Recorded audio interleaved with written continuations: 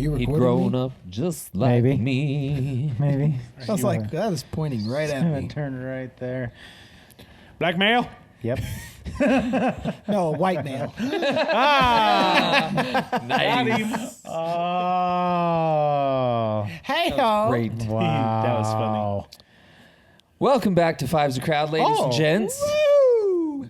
We are your 5 white males. Way to start it off on a racist. Yep. Canceled. Technically, you said it first. How are we canceled? That's what we are. We We're not going to get into that. We're your 5 best friends. We That got anybody Cam, could have. Chris, Austin, Zach, and myself, Tony, Hola. Hello. with Father's Day sadly approaching. Probably somewhere near this video. Yes, whenever this comes out. Might have Nobody passed. cares. Might have passed. Might be in the future. I mean, We thought we would just do a dad... A dad cast. A dad cast. A dad I like it. cast. So to start us off, I liked this this dad joke. It says, yesterday I farted in the Apple store and everyone got upset at me. It's not my fault they don't have windows. oh dear Lord. Oh my gosh. That one's specifically for Cam. That was It good. is. I like that. That's awesome. So there's a comedian. I don't know if you guys sent it. I saw it, but I sent it where the guy was talking about Father's Day, Oh, I saw where it. where Christmas. So dumb. So Yeah. it's like the least celebrated holiday. Yes. Mother's Day is the second most celebrated holiday, just behind Christmas. So it goes Jesus, your mama, and then all the way down at like 16th place. 20th. Or was it 20th place? 20th. Is Father's Day. It was like No one celebrates Halloween is Father's number Day. 4. No, 6. Was it 6? Yeah, 6. And so it's like ghosts and ghoulies are celebrated before fathers. Yeah. Well, I think my favorite point that he makes in there is he's like, I can't even name 18 other holidays. Yeah. Arbor Day is before Father's Day. I don't even know what Arbor Day is. I've accepted my role in life. Right? No, here's another fun factoid that I heard, though, was that Mother's Day is the least, like, calls to police or 911 emergencies of the entire year. It is the least violent, least, like, across-the-board crime-ridden day. Hey. We always got, in all the movies, like even the hardest criminals are always like afraid of their moms. Yeah, that's true. They all love their mamas. Yep. So, Or kind of sometimes their interesting. mother's the crime lord, like in the Goonies. Crime lord. Yeah. That's She's a the- mom? This day and age. I'm lost. I haven't seen Goonies don't remember since I was Goonies? like 5, dude. The mom is like the leader of the gang. Yeah. What? Yeah. boys. Not of the boys. Yeah, that one. Not of the boys, but Like of the bad gang. The bad guys. Like the bad guys. Oh. my boys. Uh-huh. Got you. Yep, got you, just got like that. you. All right. All right, so this is well- like a dad vomlet? Is that what Yeah, we're talking yeah. about? So kind of what I thought was, we could do some dad jokes. We could do dad advice. Dad advice. Dadvice. Advice. I found a couple just heartwarming stories about dads. So I mean, just dad stuff. What advice would you give to new dads or just new parents? Right. Think, don't react. Oh, that's a good one. Yeah. I still do that. Dude, It's hard. easier said than done. Absolutely. I saw one recently that helped a lot, and it kind of goes along that same lines. It's like when your kids are doing something that's like just irritating the crap out of you, think to yourself real quick, in 80 years, when I'm an old man, how much will I miss this moment? I won't. Not at all. You will. No, I saw one similar in that it was just a slight shift in the thought process, and that was, imagine you are, it's 40 years down the line, and this moment is the moment you get blipped back to. This is the moment that you get to relive how would you react in this moment versus how you are acting now? Tearing heads off is what I'm doing. No way. Well, I've always heard and it goes for life in general, but it's live your life like a documentary, which means always Like be a at your camera's best. on you. Like do your best. Not like a camera's on you, but just like you're doing things with a purpose, not just Be like Steve Irwin. be like Truman from the Truman. He didn't know what was going on. yeah. Yeah, he didn't. He had And then no he idea. escaped. he went for some milk. Well, after 18 years. There's an escape button. Well, after 18 years, you can. Oh man, that's a tough one because I think for me, it's like I didn't realize how much patience I needed for my wife. That was the hardest thing for me to learn was just like you're both going through it, but you need to be more patient for her than you will ever expect. Right. Like that's a very hard and harsh reality, especially when with your firstborn, because everything's so new. You don't know what the F you're doing. Neither does she. It's frustrating for both of you. You look back at it now after having now that we're on our third kid, and you're like, dude, having a kid is freaking cake. But it's only cake because we have that experience and we know the what acquired to skills. do.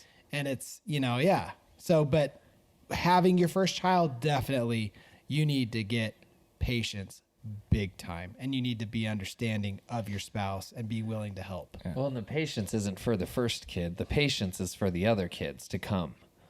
Because, like, you don't realize how easy it is until you have more. Yeah. And then you're like, I want just one again. Yeah, right? Because you have the one and you're like, I'll give you anything and everything. Like, you're like- the only creature well, here. like- This is great. Like, I have a memory of Brindley when she was a brand new baby. We had just dropped one of our cars off at our friend's to get worked on, and we went to go pick it up because Jenny wasn't in the car with me. So she was driving the car we just picked up. I was in our other car with Brindley in the car seat in the back, and she just starts to cry because she's hungry. It's late. It's bedtime. It's just, your typical baby cry. But as a first-time dad, she's back there just screaming. And I literally can feel tears coming as I'm driving. I'm like, I'm so sorry. I'm trying to get home. I can't do anything. I'm just right? And it's just that because it's just the saddest little infant cry. Oh, yeah. And they're just helpless sitting back there. Now it's just Now they it's sit like, cry and shut you up. just drive and you're just like, they're safe. Well, Turn up the music. and we should take a moment and appreciate the time that we're growing up and being parents in, because meme culture as a parent is freaking top notch. So good, dude. It's so good. So good. Like you have the memes where it's like the first child, you're like, oh, and you're like cutting up fresh fruit for them, and it's like then it You jumps. guys it's like, still do that. yeah, that's true. But then it cuts to fourth kid, and it's like, come get your food, and they're It's a dumping food into a trough. Oh my gosh, it's so good. The best ones. What was the commercial where it's like first time parent and it shows her packing up the stroller, has all the bags, and she's packing up everything, and then she's like, okay, you ready, honey? And she pushes the kid out in the stroller with all the bags, and then it's like by your second kid, and she's got the kid under one arm, grabs a handful of cereal and walks out. It's so accurate, dude. So true. You realize all the crap that you did that really didn't matter. They really are simple creatures. They are. Like you see all those things where you buy them all these presents and then they go play with the pots and pans. Yeah. And it's like, just don't stress. Just enjoy the simple things and let them play with it. Yeah, well, that's actually what we're trying to do here is we're just trying to simplify. Get rid of a lot of, we put away so many of their toys and just let them use their imagination, and it's wonderful. Yep. It's so fun. I think the other thing that's great about the meme culture and everything is that you see that everyone else is going through the same thing. Yeah. For the most part. When you think your toddler is the most tyrannical human on the planet, you'll talk to someone else and they'll say the exact same thing about their kid, and you're like, okay, it's all of us. Or even We're all in better. this together. We're all in this. Or even better, you think your kid is just the biggest brat, tyrant, as you call it. But it's all of a sudden you go and hang out with other kids, go to a playground or something. You're like, oh, at least my kid's not like that. Like, I mean, you're like, all of a sudden you're like, okay, I can handle mine. All right. I will take my poison over your poison any day. Any day. I think one advice that even still today I try and work on, especially with the little ones, is they're trying to still understand their emotions. And so when they Are we too? exactly right. But it's like they don't know how to communicate. Like when you're angry, you can say, I'm angry, I need a moment. But a 2-year-old, they're angry, but they don't know how to say, like, I need a moment. Like, They don't even know how to do it at 12 years old. I'm angry, so everybody should be angry. Yeah, for real. But like, real. yeah, I mean, even at 12, like you and I having the teenage girls, the pre-teenage girls, I mean, it's a whole other game changer Cam now. too. Yeah, that's right. With Kaylee, yeah. whole new world. Maybe we should say the ages of our kids just so that those tuning in might be able to relate to one of us. So I've got a 4-year-old, a 3-year-old, and a newborn. So the 4-year-old's about to be 5. 2 girls and a boy. 2 girls and a boy. I got a 7-year-old. A boy. Boy. I have 3 girls. Well, 2.5. I have a 12-year-old, a 3, almost 4-year-old, and then a newborn here next month. A baby on the way. Expedited. Yup. Second day air. I've got the 3 girls as well. 12, 10, and 7. Whoa. And I've got girl, boy, 12, 9, 3, and 1. See? Yep. It's not just you guys. I got a lot of kids in this room, man. Oh Like, my gosh, we Goodness. do. we have 4, 5, 7, 6, 10. 10. Soon to be 10. 13, 14. 14 kids. dude. 14 kids by just They us. could overrun us. Like we get them The all ant and the together. grasshoppers. Oh, Can we yeah, take dude. them? Do you think we could take them all? I mean, 100%. If we get started now, It depends on how early we start. Like if they have time to like work up a plan, we might be in trouble. all right, I got you. Got to strike mean, early. They're We still gotta- trying to we figure strike out first. emotions. We strike first. Get them upset. It's true. They have a meltdown. The worst part is, And then you like, take them out one at a time. you give Katie and Kaylee their phones. They're They'll off the walk court. away. Oh, yeah, they're, dude. they're done. they'll You walk stick away. a Brinley doesn't have a stick phone an yet. AirPod in Kaylee's ear, and she'll just sit on a swing and just be there That's all Katie. day. Yeah, they can Yeah. be best friends. So They could be best friends by sitting each next to each other, not saying anything. Exactly. I read it before, but then someone shared it that it was saying that it's been proven now that the earlier a child gets a phone, the faster, or what did it say? Like the more, in a sense, damage to the brain it does, especially to girls, because of like the like social expectations, social Yeah. norms. Well, I think the biggest caveat to that though is social media specifically. Yeah, Yes. exactly. Because like once they, like I mean, a phone itself, you could be watching just Netflix or whatever forever, playing games. so it can do that. But it's that once you feed them social media to where they now see this world of completely inaccurate expectations, Yes, it's just it's gonna mess up any development they have. you know, Yeah. Brinley almost on the daily asks us for a phone because she's quite literally the only one that doesn't have a phone out of her friends now. But the way Jenny and I look at it, we're like, why do you need one? There's just no need right now. You're not doing any kind of extracurricular thing that you need to be able to communicate with us that it's time to come pick you up. Like, yeah, she'll go and play with friends and things, but we can be in touch with the parents. So Jenny and I kind of have this plan that once, like probably here real soon, with her going into junior high and things, is we want to have like a family phone so we can add another line to our plan. A landline? A landline? No, but to be able to Stay in the house specifically. It'll be linked to the wall. there should just be one phone in the house. No, but like a family phone that, like, so if Brinley does go to a friend's house, it's like, here, take the phone with you. And it's like, kind of a community cell phone, so her and Jude and they can share it. That's a fight waiting to happen. Oh, 100%. But the thing is Jude's such a homebody that he won't really need it. And by the time the others are old enough, Brindley will hopefully now be working a job and can buy her own phone if she really wants to. And so our point is just, I just don't see a point in Brindley needing her own phone.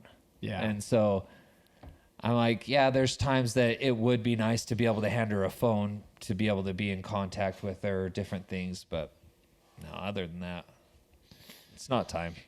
We're going to try and push it off as long as we can. I am so grateful that, and granted, it's just because it's the unknown, right? I don't know what is coming, but I see where social media is now and with kids and the troubles it can cause. And it makes me grateful that my kids are still very young, so that hopefully by the time they get to that age where they are going to be, if social media is even still a thing, like who knows in like 10 years, It's not going anywhere. Yeah, I mean, it's not going anywhere. Oh no, So- of course not. But it's nice knowing that there are already precautions going into place. Like businesses and companies are already being sued for what was it that Facebook just got hit with? Oh yeah. Because they got sued by like California for their kids' mental state or something like that, wasn't it? Anyway, I'm just grateful that my kids aren't part of the test herd. If that makes sense. Yeah. So question, in your case, do you think your kids will be affected differently because their parents are literally a part of social media? Yeah, I think so. We've talked about this a lot because a lot of our concern also comes with like privacy, right? Like Jess and I, even though we do vlog, we're very selective with what we put into the vlog. And generally it's nothing personal information. Right. Like there are some things like Lucas's, face syndrome and stuff. And there are little caveats that we will share on that, but that is purely to be almost like a beacon.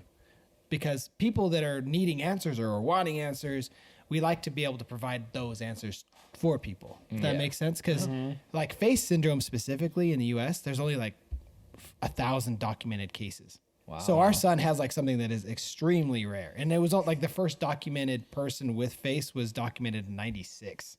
Dang. So it's like new.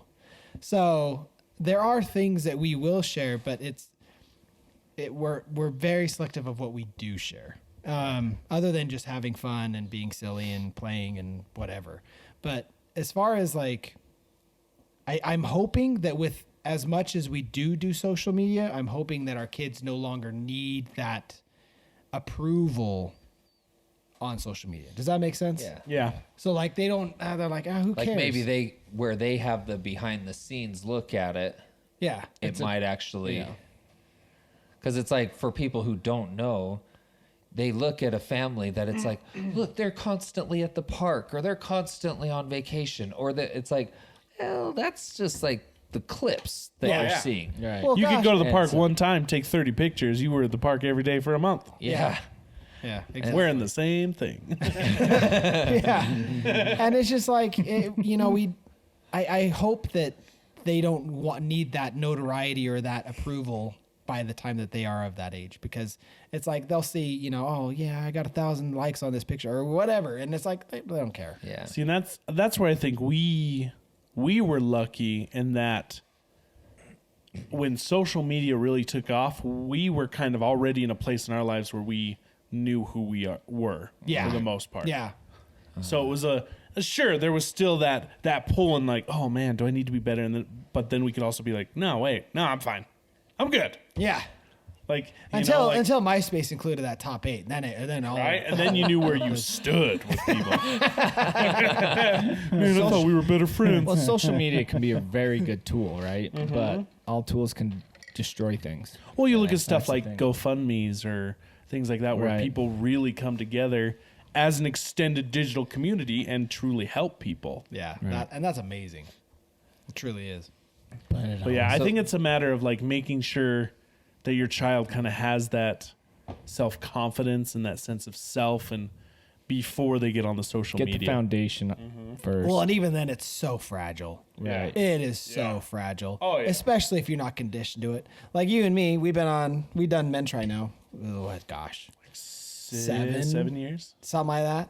20, 15. was it 15? Yeah. So that means 8 years? 8 years this year. I mean, like, beginning, I don't know, maybe comments made us Yeah, there kind of was- consider things more, Right. but now we're like, who cares, man? Hit me with your best shot. You're not doing anything. Like, It's- I've seen it honestly, all. it helps sometimes. Yeah. It makes me feel better. It's so weird.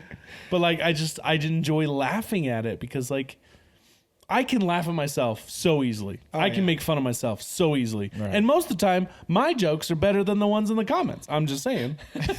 But I make fun of myself better than you do. Yeah. Seriously, it's now we just look at it and we're like, whatever. It really does not matter to me at all. Mm-hmm. So it is interesting, but I read a thing one time where it's like, I have to respect your opinion before I'm going to be offended by you. yeah, exactly, So, exactly. And I have a short list of people whose opinions I actually most respect. of them at this table. Yes, very true. Some of them are shaky. Yeah, kind of some advice, kind of jumping off the social media thing, but kind of an advice for women. I know it sounds funny coming from a man, but Yeah, how dare you? but for those with firstborns, is breastfeeding is not as easy as you think. I know Jenny struggled with it because the babies. I mean, not every yeah. time. Which one? I want to say it was Reggie. It was either Reggie or Kelsey. They just got it. I mean, they just latched and they were going, and it was great. But Brindley, being the first one, she wouldn't latch, and Jenny took it hard because you kind of just think that it's like the babies just naturally know. You just put them up there and they just go, and that's not always the case. And Jenny was like, well, what am I doing wrong? What, blah, blah, blah. And it's like they can kind of take it personal, take it hard. And so just kind of for new mothers out there or anybody that, yeah, it's breastfeeding's not as easy as you think. I took to it very easily. Yeah, I have no problem with it at I all. latch right That's on. very super easy skill. Latch right on. I get burped easy. I just What's your kid's bro? No, just kidding. No, uh, I okay. go for it. I've got one. Consistency is very important with your children. Yes, consistency. Consistency. 1,000%. Elaborate. So consistency. If there is a consequence for an action that's being taken, that the consistency of that consequence needs to take place, or else kids get a little erratic with things. Yeah. Well, they find that like that weakness in the boundary, and then they can start Right. pushing it. Oh, Consist- they figure it out too. They'll call your bluff. Right. It's like, what's that, Dad? You have a Don't heart? make idle promises. Yeah, That's a big Yeah. one. or threats. Or threats. Me and you have had this Yeah, conversation. So, So dumb. but consistency also with what you're doing, like as far as how you're teaching your kids, keep it consistent. Make Yeah. sure you're it's constantly in a state of learning. They're learning. Everything's brand new to them. Everything. Well, Everything. Those that are have multiple, husband, wife, parents, whatever. Make sure you're always on the Polygamy? same page. What? Polygamy? No, I mean, like Husband, wife. like co-parenting, whatever you want to call it. okay. I see what you're saying. Those non-single parents, single parents, you have your own way of doing things. But like I'm saying, in our cases, we're all married here. We're all doing it with a spouse.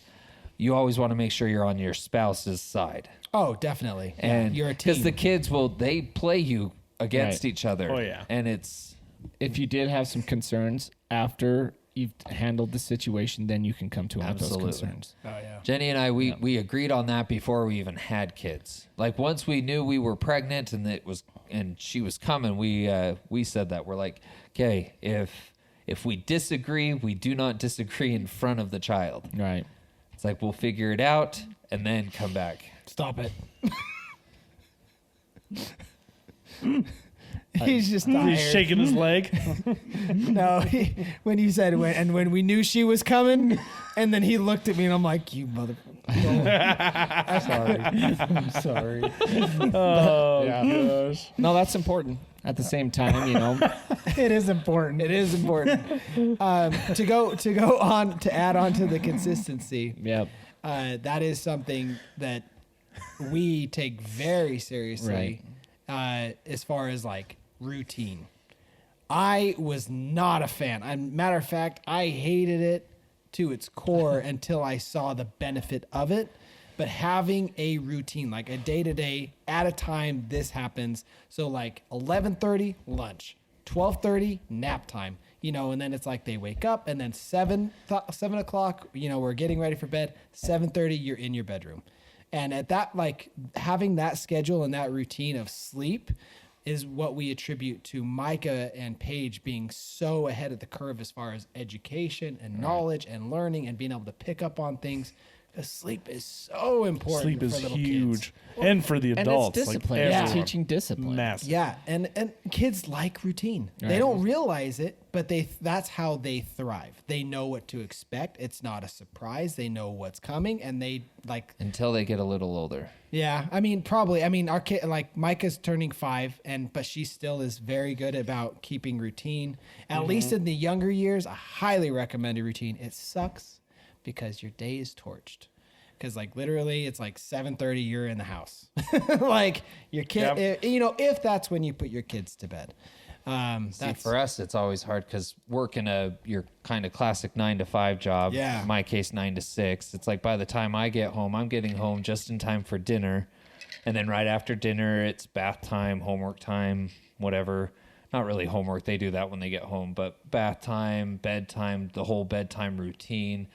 And so it's like the only time I get to see my kids coming home from work is to get them in bed. And that's never stress The free. struggle of a Yeah. father Yeah. And Jenny said that too. or She- whoever. She not really gets after me, but she says, she's like, I need you to be as patient and slow to anger as possible when you get home because the kids only get to see you for that short window. I don't want them to think like that, oh, the short window we see dad, he's just angry. He's an angry daddy. so, and Yeah, so that makes sense. the hard part is I come home and I'm being asked to be patient and calm, but Jenny's in the same boat because she's burnt out from being with them all day. So we both want to be angry. Well, it's always like, Jenny, you spent all day with your own children making you angry. I spent all day with adult children making me angry. Yeah. Ones I'm not related to and I have no reason to like. Right. and let me preface that our routine works for us. Oh, yeah. How- There's a like, different. Your routine will work for you. I have friends whose kids go to bed that are the same age as mine, and they go to bed at 11, but then they sleep in till 9 the next day, and that's their routine, and that's what works for them. Yeah. And so you have to find what works for you, but stick to that routine. I promise you, like the kids will thrive under those conditions. And It's that's what I awesome. was gonna say is just like you are not, your situation is not the same as your friends Yeah. or your parents or anyone. Like your situation is super unique. Take advice from your friends, try it, but find what does Yeah. work for your family. Take, Like kids, take it with yeah. a grain of salt. kids are so drastically different for no reason. Yeah. Like, But Yeah. there is good information. You can cater it to your yeah, needs. try for it sure. all. Yeah. Yeah. Well, prime example, right? So when I say we lay them down for naps in the afternoon, Micah legit will take a nap. Paige, hit or miss. But she will be in her room and have quiet time for that 2 hours. Yeah. Right. And so it's like, I don't care if you take a nap or not, because I know you'll have your quiet time and you'll be good. Yep. And you'll be rested when you come out. But they're total opposites in that regard. So See, I know the living with my in-laws for the past couple years, my sister-in-law lives there and has her 3 little girls. And just speaking of the different routines, different parenting styles, we've seen it firsthand. And I've seen some things she does with her girls that I envy, and I would love to try and take that into my own parenting. And I've seen some other things that it's like, I wouldn't ever do that. And not necessarily that it's a bad thing, but that I just highly disagree with. And And then same thing. I mean, Jenny's whole family is close. There's always another sibling over with their kids at any given moment. And again, in fact, I make the joke that one of my sister-in-laws will cave to her kids every time. She talks a tough game, but she caves to them every time. And it's like, I'm guilty of it. I've done it before. I'm sure we all have at some point or another. But like, I just like to tease there because it's like, we'll all be sitting down for one big family dinner and the threats will be made. If you don't eat your dinner, no dessert. And then they literally will not touch their dinner. It's not even like, oh, they tried. Like, they will not touch it and still get dessert. And I'm like, yeah, see, I wouldn't do that. That's one area I can. That's where the consistency comes into play. With Alden, though, he's at an age now to where if I tell him to do something, I'll let him come to me with an argument with it. Just because, like, not argue with me, but if he's like, well, Dad, what about this? Yeah, well, not even that. If he has a good point. Just like process it. Yeah, let him, and he'll come to me with a point, and I'm like, you know what? That's a very good point. So what are we going to do to compromise here? I think that's important for him at his age. At first, it's like, no, this is the way it is. And he knows if I say something like, and it's serious, I'm like, no, son, this isn't debatable. This is a dictatorship. This isn't debatable. I'm your father. This is what needs to happen. But I'll let him come to me with suggestions for things. And if he makes a valid point or a good argument about it, I'm like, okay. Now what? And then sometimes, there'll be a consequence to that too. For him, a natural consequence, and I'll let him deal with it. Like, I don't know. Because I think it's also important to not just do exactly what you're told all the time. And, I mean, as long as it's not hard, I don't know how to say it. Well, you want them to responsibly question it. Right, of course. Like, I want him to critical think, right? Exactly. So I'm at that point with him, and sometimes I'm like, yeah, that's ridiculous. Go do this. Yeah. Like, okay. Well, I think that's a big part of that is that, and some more advice is, no matter what you do, however your routine is, whatever you do with your kids, make sure you're showing them that you love them, that they see that, but also showing them that you respect them. Right. Like, this is one thing I've been learning with Scarlett is like, she'll do something and right away I'm like, I don't want you to be doing that. Stop it. And then she'll actually try to explain herself. Right. She'll try to like tell me why she's doing it or say what she's actually meaning to do and stuff. And sometimes I'm just like in the mindset of like, no, I just want you to stop. And she gets upset. And then I realize, okay, wait, like let me know what you're thinking. What's going through your mind? Why are you doing this? Right. It still may get to where I'm like, okay, I hear you, but still no. Like, Yeah. But letting her get that out and actually like tell me and knowing that she was heard and I respected her enough to listen, like helps her avoid like the meltdown. Right. So I won't and that's a good point too, is I won't let him be disrespectful about his argument. But if he comes to me like, and he's, and you can tell he's thinking it through and everything, yeah, I'll listen. Because I think it's important.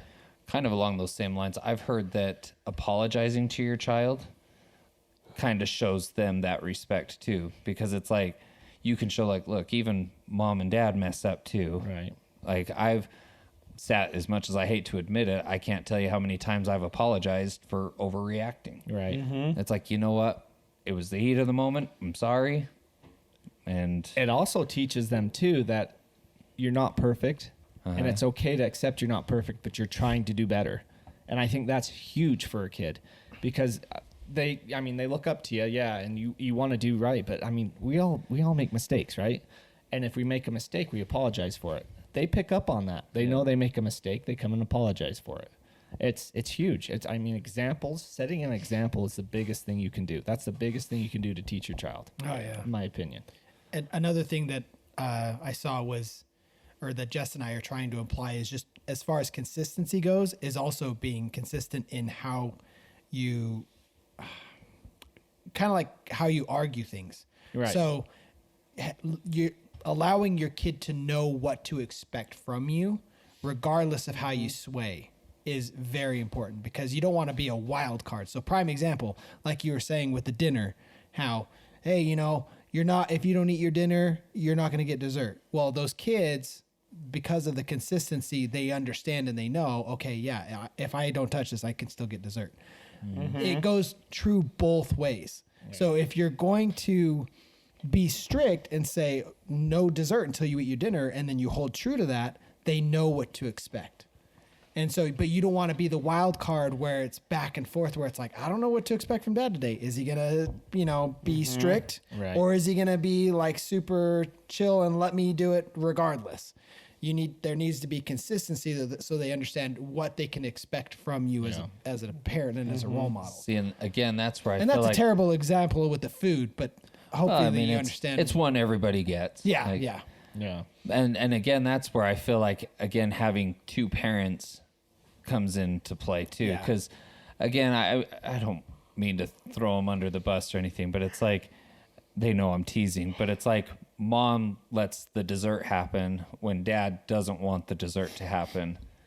And so it's like, again, it's like, you know what, if both parents agree, like, hey, you know what, we're just going to let our kids have a dessert anyway. Then, hey, you're on the same page, then great.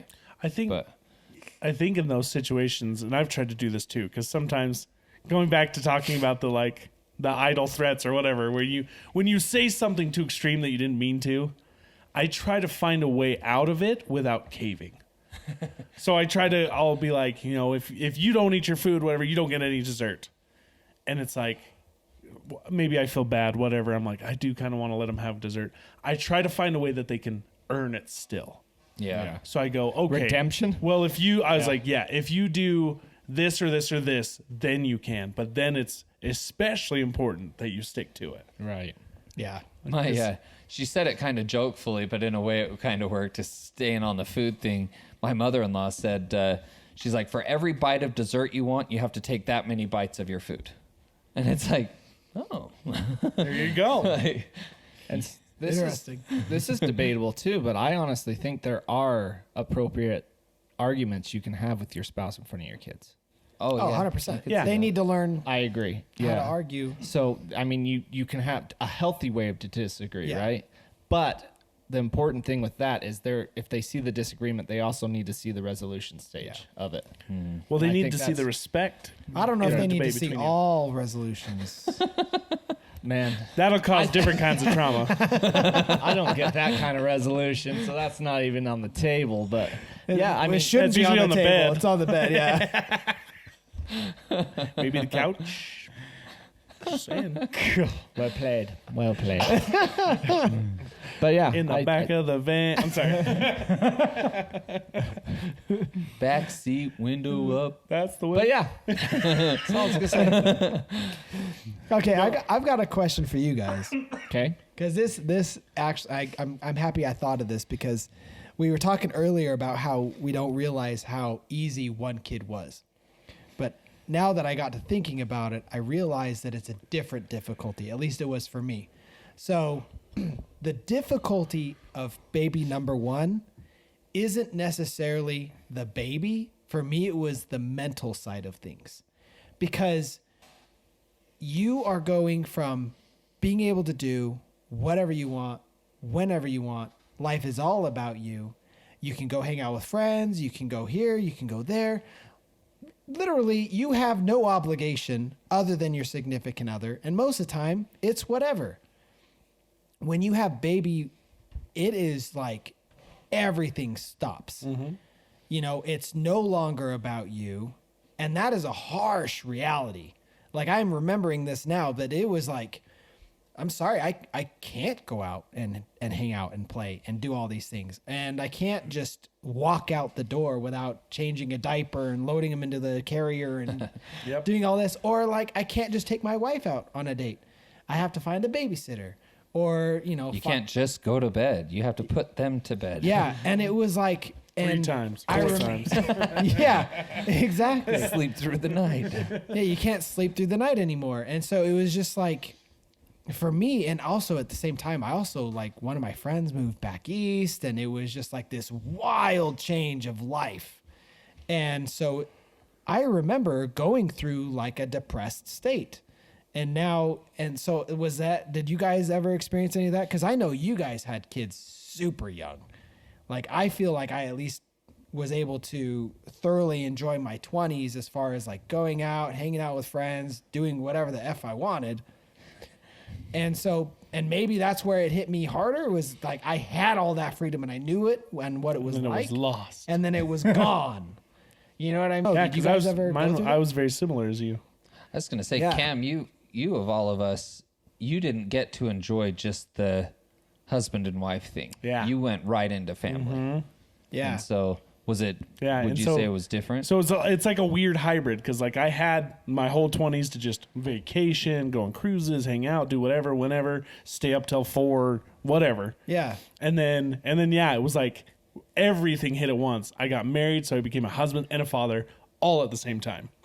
So it was like it was a huge adjustment period for myself. Well, and you lived as a bachelor. And I lived alone for like 6 years. Yeah. Yeah. So now all of a sudden Which you is got 3 under one roof. great. If you can do it, do it. It is so fantastic. I think it was Tom Hardy that was quoted saying it's the most dangerous thing too. It is because you can get so comfortable just being by yourself. Yeah. You like literally not a care in the world. You could go entire days without even saying a word. See, I couldn't do That's that. wild. It's wild, I am and still a sometimes it's social great. person. Yeah. It was a good balance, but Did you acclimate with the dating stages though a little bit? a little bit Yeah. like that was kind of our time together because obviously when we would date, like Kaylee wouldn't be with us. Right. So through the dating period, we were alone a lot, and we were, that's how we became one.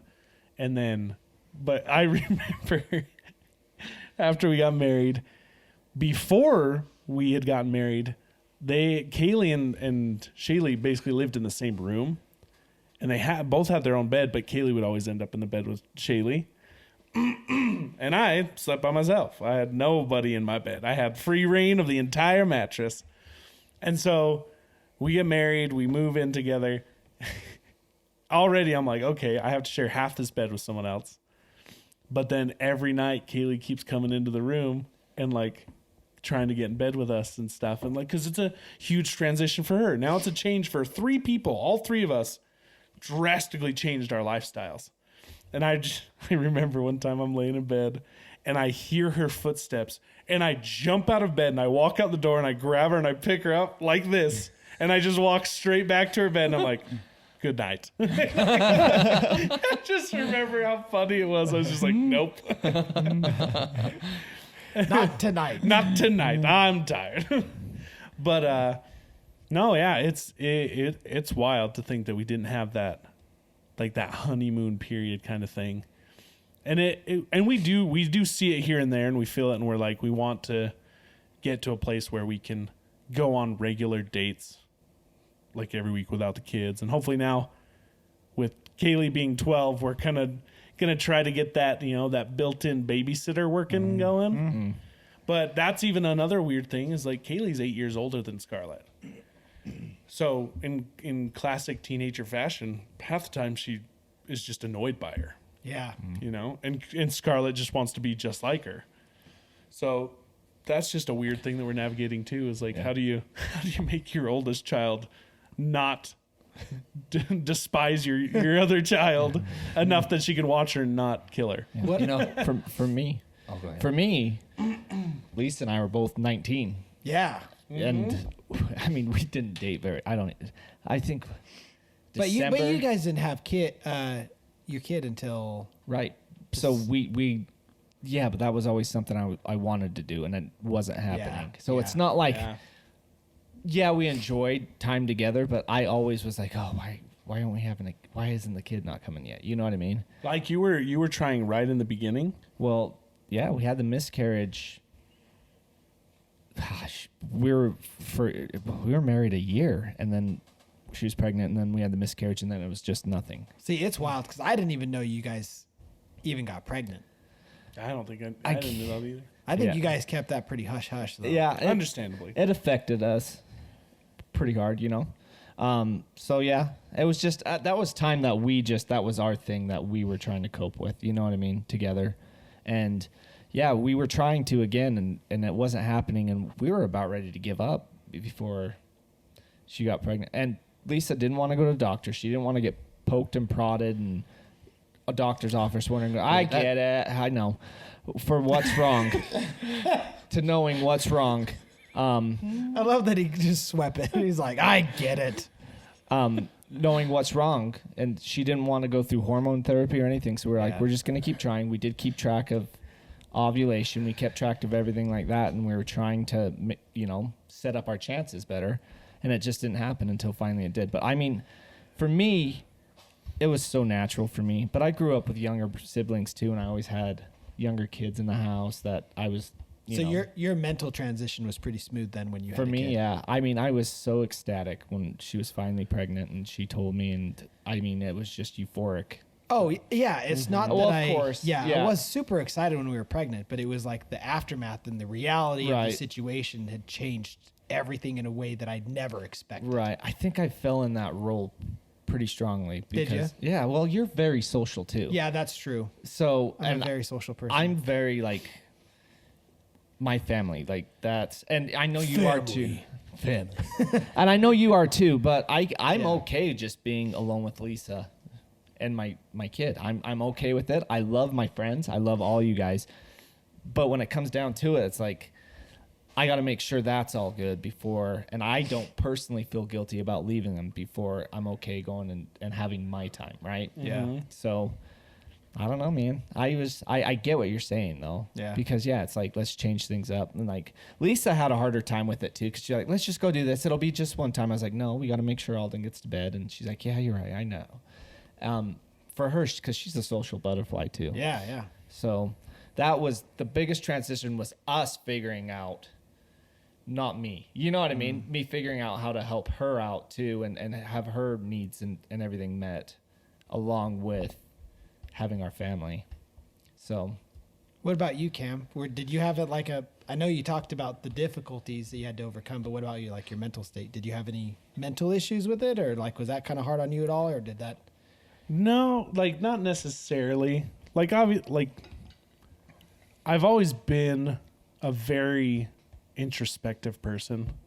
Like I'll do something or say something and literally step back in my mind and go like, why did I just do that? Like, what was that?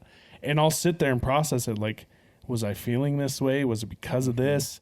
Like, why am I upset right now? Are those feelings valid, or am I just being ridiculous? Like, and so like, I'll go through all this self-reflection first and then kind of compile a short questionnaire. And then I'll ask someone close to me and be like, in this situation, was I right for this or this? Just to kind of get that outside real quick, perspective. do you usually self-blame before anything else? Like, what did I do wrong? Yeah. Yeah, that's what I am. But, and I honestly think in a lot of ways it's a positive thing, because it really makes me go, what did I do, or what could I do? Right. And then I think the place I excel a little bit at it is I can say, okay, in this situation, it was not me. So what was it, and how? And then I go, how can I affect that? See, that's what I need to work on, because I'm always like, nah, it still probably was me. I'm just being too stubborn to admit it. Right. And I'm like, and then I'll have to think about it longer. And I'm like, no, I really don't think. Like, if I get upset with somebody, I usually keep it to myself instead of fully bring it out, because I want to go through all the steps. Why am I upset with you? Is it something I did? Is it something, what did you do, and why did it bother me so bad? Like, I go through that whole process. Like, even with Alden, I'm like, okay. Yeah, Got a especially little- with the kids. Right. And I'm like, why did I get why did that set me off real quick to where I had to like take a deep breath? I always take deep breaths. Do you take deep breaths when you get upset? I always have to take a deep breath. I'll have to pay attention. It I don't helps. think It so. really does It help. does. Just take a deep breath. Like people say you count it or whatever. But When you feel so mad that you want to roar. Yeah. Take a deep breath and count to 4. But I mean, a deep breath can be metaphorical too, right? Yeah. It's so I will, and then I want to make sure that my attitude is constructive, not destructive. The calm So before the I storm. think the hardest part was that I had a 7-year-old, yeah. but I didn't have 7 years of experience raising a Right? Yeah, child. that's wild to me. So that's what's funny is like now And Scarlett you're the is youngest in your family, right? exactly. I am the little one. I never babysat anybody. Like Yeah. like. So I now know with if I were Scarlett- in your shoes and got thrown right into being a parent of a 7-year-old, I would have lost my mind. it definitely came at a time. Like it was like things were prepped. I feel like spiritually, like for it to happen correctly. Because there was a huge chunk, probably from 20 to 27, where I was like, I'm never going to marry a girl that has kids. That's stupid. The whole time, super resistant. And then I got to that age where I was more mature and I wasn't with somebody like I thought I would be. And I was like, you know What's what? that feel like? Huh? Being more mature. I mean, it's highly fleeting. recommend it. It's very fleeting. Right on. It comes and goes. Bleeding. But so with highly Scarlett, I'm like Highly recommend Yeah, it. dude. I'm now learning the 7 years I missed with Scarlett. Like now I'm closing that gap, but it's funny. So yeah, there were definitely times when I was more down on myself than I ever was, because it involved like the feelings of people I loved more so, like people I was in charge of, people I was, put in a place to protect and love, and here I am yelling at them for something really stupid. Yeah. And then I'm like, why am I yelling at them over this stupid thing? And so, yeah, you feel bad about yourself. And so, but I think it's built, like me and Kaylee have an awesome relationship. Yeah. A lot of adaptation very quickly. Huh. Yeah. Quick learning, looking at Shaylee and going like, am I doing this right? Like, what the heck am I supposed to be doing here? Doing great, man. Doing great. I'm like, what's happening? Yeah. That's awesome. What about you, Zach? What As about- far as being a first-time dad. I don't even remember. Yeah. If I'm being honest, like I don't even. Are that you? was 12 years ago. Like I don't. That was a lifetime ago. It feels like it. No, I'm So with you on you're that. closer to it. I mean, at least you still have a baby at home, but Yeah, but That's it's different. different with baby number 4. yeah. Yeah, you don't care anymore. Do you remember? You're throwing you- binkies across the room. You're like, got it. You completely slipped into insanity. Like, That's true. Fake it till you make it. Do you have any remembrance of like fear of missing out or like missing anything that you did before? None at all. You just blocked it out like trauma, huh? Something. It was something. It was a deep depression and trauma. I blocked it out, man. I don't remember the last 10 would years. you of say my it life. was easy? Looking back on it now, yeah. When would you say parenting became difficult? Every day. Every guess day something new. With which child? All of them. Don't say names. Don't say names. Every single one. I'm not going to name them. Discriminating. Because like I talk to people who have multiple kids, that it's like, I mean, when I say multiple, a lot, and it's like 8 kids.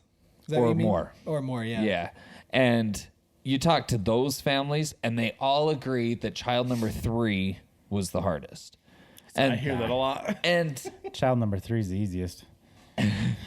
see, and I the way I always kind of tease and put it into sports. Not terms. everybody Now anymore. it's a 50-50 split. Yeah. See, and One or the other. And I always tease and put it into sports terms that it's like when you have 1, you can double team them. When you have 2, you're playing man to man. When you have 3, now you're playing zone. And then anything past that, you're just outnumbered. And so I could see why 3 is typically the hardest. Wide receiver 3 is running wide open. Where's my safety? Like, come on. No, safety's taking care of wide receiver 2. That's why you get a dog. Right? Get a little shepherd. Yeah. Corral them in there. That's awesome. Yeah. Yes, I mean, for us, it's funny because for Jess and I, we feel like baby number 3 has probably been the easiest adjustment for us thus far. Told you. Because Jess's recovery is astronomically better than it was with either of the other 2 girls. Our living situation is far better here than it was at our other house. And so it's almost like we had both kids in succession pretty quickly. So it's not like we'd forgotten a lot. We didn't have to relearn everything. It's almost autonomous at this point. And so it's just like, it's almost adding another dish to a line. What do you call that? Like a conveyor belt, you're just, Assembly line. yeah, an assembly line. It's almost like you're adding just another one onto the assembly line. Yeah. Back on the consistency thing, now that I'm thinking about it, it's not just good for the kids, it's good for the parents as well. Oh, definitely. Oh, yeah. Because then we also get a break. Well, just that, and then the consistency helps you with when you have other kids too. It's not like, oh, we got to do this all. No, we've got a system. This is the way it's going. Yeah. And it works and it's smooth. Yeah. Yeah. I could see that. Not that I know I have one kid, but But you see the idea behind it. Yeah. We're still I- trying. The one thing I always question is like, at what age do they truly start to remember? And I mean, remember 82. I mean, remember forever. It's been Because like I 84 think of my years. childhood, and yeah, there's like, it's definitely fuzzy through a lot of it. But I have these like really random memories that stick with me forever. Core And memories. yeah, but the funny thing is they're completely pointless. Yeah. But I can remember them forever. And it's like, as a parent, I'm terrified of that with my kids. It's like this one particular time that I happen to snap at them.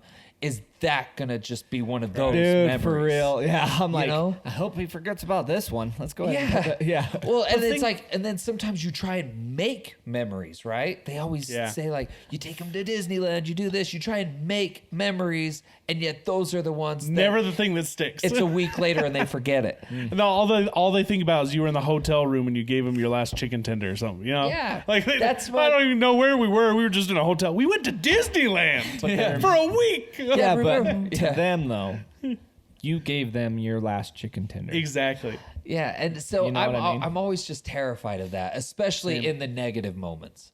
I'm just like anytime I'm at my lowest point, it's like, please don't let this be one of those that sticks with you forever. I think what helps with that, at least for me, is one, thinking of like my own dad. And like I think back and like all of the memories I have of my dad are good. Like there were times I got spanked. I got the belt. I think it was at least twice. They say it was once. I have a different Oh, I memory. definitely got the belt. But like all the other memories, like the majority of the memories I have are the happy, fond ones. Like Well, it's not just- the times I was yelled at, not the times. Yeah, it's just like when you're going through a breakup, right? When Mm-hmm. and you're like, oh man, there's like you have those moments of ups and downs where you're like, I can't. Yes, I'm finally out of it. And then you're alone at home at night and you're like, remembering all the good times. Yeah, you know what I mean. think it's a kinda like that. compilation of like good experiences, bad experiences. As long as those good ones outweigh it, that's the ones they'll remember. Because like think of any situation you had with maybe a friend's parent. Like getting in trouble at a friend's house is always one of the most awkward things you can ever go through. Right. But if you only have two interactions with your friend's dad, and both of them are him yelling at you, or even one of them, like there's a good chance that you're always going to think, oh yeah, that guy's dad sucked. Yeah. Because you only have two memories to think of. But when you're giving those kids a ton of good ones and some bad ones, all they think of are the good ones. Yeah. And I think the biggest thing for them is just knowing that you love them, of course. And like I watched this video the other day where this guy was talking about an experience with his son where he asked his son like his son saw him and his wife arguing.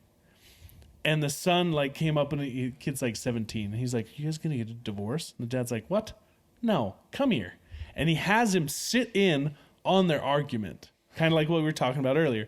And so they show the kid like a good, healthy argument. Like they're not yelling or screaming at each other, saying anything horrible, but they're disagreeing. And they work it out and they come to a conclusion. And then they look at him and they're like, what did you see? And the kid was like, he's like, no matter what happened, you guys never yelled at each other. And you just came to a compromise, but even on some things you didn't. And you were just like, okay, these things aren't going to change right now, but we're compromising here or whatever. And Dad compromised. probably. But it just showed him like that it's okay to have arguments. It's okay to go through those things as long as you're respectful and loving. And, I think the big thing for our kids is when we come in to apologize to them and we show them that human side and show them that we're improving ourselves constantly. It's like, hey, we're not perfect. But I think showing them that we're always striving to be better and working to be better, that's the biggest lesson they're going to get from that. Yep. I another kind of fear, especially in my case, where we kind of have like two different sets of kids, because we got Brindley and Jude, who's 12 and 9, and then we got the gap, and then we've got 3 and 1 for Kelsey and Reg, and right now, Kelsey and Reggie demand a lot of our time because they're so young. And that's another one of my fears is it's like, I just hope, and we talk to them, we communicate about it, but it's like, I just hope deep down Brinley and Jude understand that we are doing our best to still give them time when we can. Yeah. You know, That's They're something that just not your favorite thing. yeah. Brinley will ask me on the daily. She's like, "Who's your favorite kid?" Bryn, I don't have The one. ones who don't ask me that question. I will tell her. I'm like, honestly, it changes hour by hour. Depends on the It day. really depends on who's doing what I'm asking, who's just kind of being the good kid, and she's like, "So it's never me." Like, Well, if- sounds like an If you internal know problem. that about yourself, Jess and I have had that conversation about the potential of a baby number 4 because we don't it's so early in having baby number 3. It's not even, we haven't even really seriously thought about it. And but with you guys, where it's just one shot and you're pregnant. dude, I'm in the same boat. Every time Shaylee's like, "Can we have a child?" I'm like, "Fine," and then like a couple weeks later, she's like, "Hey, baby's coming." I'm like, "Wait, what? Why? Give us more chances." We only tried once. I'm like, "Come on." But the problem or the thing that we're kind of wondering about is if we did try for baby number 4, how much are we taking away from Micah? Because all she's ever known so far is just the baby life, the newborn life. You know what I mean? So it's like we're always taking care of a newborn. And so we haven't really been able to thoroughly enjoy her at her age because there's always been a newborn to take care of. And so we're like, do we even want to introduce another newborn knowing that would postpone that time for Micah another few years to where she knows us beyond the newborn stage? I don't think she would know the difference. Yeah. And to be honest, she's such a loving and caring kid that she is obsessed with babies. Like she will take care of Lucas more than I do. See, and It's crazy. in mine and Cam's case, where we have preteen kids Yeah. with now babies. Granted, my baby's 19, 20 months now, but I wonder that it's like, is that the perfect opportunity because they're kind of at that teen stage where they just want to be left alone anyway, or is it at a what's the word? Pinnacle? Like pivotal? Pivotal, just like a primary point. You know, those teenage years are very important in any kid's vital time that it's like, are we missing opportunity with her because we're so focused on babies? And so, I don't know. Yeah. That's crazy. Stretch over there. I'm just sorry. I'm just stretching out my knee. Keep hitting Chris. But like I was You're asking Jenny, because Jude is kind of, I mean, he has his days, but like all in all, he is the best big brother. He'll play with Kelsey and Reggie. He'll help us with things, picking up, do different things. And 9 times out of 10, Brinley wants nothing to do with it. And I asked Jenny the other day, I'm like, do you think it has to do with age or personality? Like, because Jude's closer in age, so therefore, like, he's a little younger, he kind of gets it, but at the same time, he also is the type to wear his heart on his sleeve. He's more soft-hearted than Brinley is. Brinley has a heart of gold, and she really is compassionate, but at the same time, she's just kind of a blunt, Keeps that heart in a closet. yeah, like she's... It's in there. I don't Don't know. touch it. Like she would do anything in for Narnia. anybody if like their life depended on it. But just the simple favors, she won't do. Interesting. Jenny said she's like, I think it has a lot to do with personality. She doesn't Yeah. think it's the age. Like if you were to flip them, take Brinley exactly how she is, but Jude's age compared to Kelsey and Reggie now, and she thinks that she would still be how she is. Yeah, it's hard So- to tell. Like, because with Kaylee, she was an only child for 8 years. Yeah. That's a long time. Like, you can, at that age, you're really kind of set in your family lifestyle. That was and then my it's like, baby. My sister, so she's 8 years older than me, and it was just the two of us. I almost look at it like we were raised as only children, Yeah. because by the time I was old enough to even understand it, she was basically 18 and getting ready to move out. And Yeah, so we it's didn't such a different become world. friends, so to speak, until our adult lives. See, and that's honestly what I'm almost thinking is going to happen. Like, obviously, Kaylee loves her little sister, but she just annoys her constantly. And so I think I even look at my own siblings. Like, my brother was super annoyed with me until he was in high school. And then we became friends. Yeah. And my sister was 9 years older than me, and she was just... It's almost a maturity on both sides. Mm-hmm. Like, it's a maturity on the older side to get the younger side, and a maturity on the younger side to actually start being a decent sibling. Right? Yeah. I don't know why, but I just thought of this random quote that I heard of the other day, and it was like, in 10 years, the only one who's going to remember all the overtime you've worked is your kids. Yeah.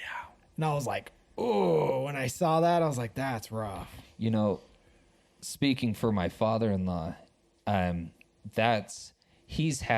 we've had like little family moments, especially living in the house, where he has literally been in tears talking about his past, because it took up to his children being adults and him being a grandpa to look back and like realize how much he missed, because he was a truck driver, and luckily he wasn't anything more than overnight, if that. But he was gone for 12 hours a day, 14 hours a day, and missed birthday parties, holidays, because as a truck driver, you don't get those. You know, you work your 5-6 days a week, regardless of whatever day it falls on. And he looks back, and you can tell now, like with his grandkids and even with his adult children, he's doing his best to almost make up for the past. And so, yeah, that quote just made me think of that, because it's true. It's like, how do you balance making enough money to support your family, but having the time with your family? Especially in this day and age where everything's so gosh dang expensive. Oh my gosh. That only happened in the last 2 years. Yeah. I think it helps just knowing, like, again, they're not going to remember the toys they have. Or all of them. They're going to remember that you were there playing. I don't know. with them. I can remember a good handful of toys. There are a few. I said that and immediately I was like, but I really like this one and this one. But like I have a distinct memory of when I was like, I want to say I was like 12. And I remember thinking, like, I haven't seen my dad a lot. At the time, he worked 3 jobs. And I remember going to my mom. I was like, "When's Dad gonna be home? Like, I never get to see him. Like, I just want to hang out with my dad." Yeah. And I don't know exactly what happened. I remember though, not long after that, I feel like he dropped one of the jobs or something like that, and I feel like I probably had that effect because he realized, like. Yeah. He's like, "We miss you. We want you at home. We love seeing you at home." Because he was like at home. He had one job and was at home a lot, and then he was working 3. And I was like, "What the heck? Where'd he go?" Like, he disappeared. Right. And then he came back, and I'm like, "Oh, okay, we're good." Interesting. Yeah, I remember it, and like, so it is something. I'm the same way. Like, there's even days when I'll get up and go to work or get ready for work, and Scarlett's like, "Where are you going?" And I'm like, "I'm going. I get to go to work. I gotta go work." She's like, "No, don't go," and like gets real sad, and I'm like, "Okay," and I call out because I'm like, all right, because part of me is just hoping like she'll kind of see that, like, hey, you are more important to me. Like, this is something I still have to do, but I have a way that I can still be with you today. Yeah. Yeah. Well, I'm gonna call it there. I know we could probably go all night talking about this. One other nugget I wanted to share for all the newborn parents, or just parents in general, is do not wait for the perfect time, because chances are Oh yeah, it doesn't exist. You need to take advantage of that time right now, because I fall guilty of this. Like, the kids will be playing, they'll be in great moods, and I'll be like, "Okay, I'm just gonna hurry while they're entertained. I'm gonna hurry and go do some work, and then immediately following, I'm gonna play with them." And it's something I don't know why it's taken so long for me to figure out, but in that moment, that's when I need to be with them. Yeah. Because by the time I'm done working and I come over, they're screaming, or they're hungry, or it's time for naps. And it's Or like, they've I moved could have on. taken advantage of that perfect window, and instead I chose to do work. I thought you so- meant like to have kids. Oh no. But I think the advice works both. I was gonna say, Yeah, 'cause both ways. I know, like Jenny and I being a young couple, we got married young. We were sitting there saying, we're like, let's just wait until we have a little bit more money. Let's just wait until we're a little bit more settled or whatever. You're never gonna fully feel ready for a child. Like, Oh yeah. I don't think there is a moment when you say, okay, we're set. Let's have a kid. There's an Like, an amount to, you're like, okay, I don't know. we got it. I feel like I got there. No, I mean, But to his I point, was far more mature, and so I was able to. I kinda, feel like line ducks up you better. could, make more money, not be in school, whatever. You could be in a better situation. Yeah. But I don't like the phrase of ready for children is not real. Like, you are not. especially for your Like, once the first child one. hits your life, you're like, wow, I had no idea what I was Yeah. thinking I was ready for. Yeah, Yeah. but in a financial and like as far as like career and all that stuff, I definitely You can get there at like Yeah. 65. You're Yeah, you're I got removing a there. stressor, but Yeah. again, like, Yeah. Another little quick cliff note that I wanted to share too was, and this is something that I felt extremely guilty of, and it's because I'm the last in the group to have kids, was after having kids, I felt extremely guilty for not being there for my friends when they were having kids. And I know I've told you this, and I've apologized because there was like when Tony was having kids, like I didn't go to the birthday party. I think I showed up to like maybe 1 or 2, but it wasn't very many. And it was like, I didn't realize as a friend who didn't have kids or even a relationship at the time, how important those moments are for the parents of the kids. And it's like if I could go back, I would totally be there for my friends. Like, that's something I totally regret 1000% is I wish I was there for those moments for them. And so if you are in that boat, know that those moments mean a lot to your family, your friends, or whoever's having kids. Be there. Don't compare kids to pets. Yeah, no, don't do no. that. Get your fur babies out of here. Not even close. Anyway. All right. Well, this went a lot different. Actually, in a weird way, this is kind of what I expected tonight. Oh, yeah? I had a feeling we would get on one particular topic and stay on it. Ride it out. Right. But we'll do the other stuff another time. yeah. But for those dads out there, happy Father's Day. Yeah. Yeah. Tell your dad happy Father's Day because your mom probably wasn't in the mood. So happy Father's Day. And hey, no matter how your dad reacts, I think this is a big thing. Like, I remember growing up trying to give my dad the perfect present. To get anything more than a like, oh wow, thanks. But like, to him, that is huge. Yeah. No matter how they react, show them that you love them. Most dads don't react how you think they're going to. But it means the world to them. Definitely. Yep. Awesome. Okay. Well, thank you guys. Have a great night. Hashtag Hashtag Daddy. Daddy. Daddy. I saw it coming. Hashtag Daddy.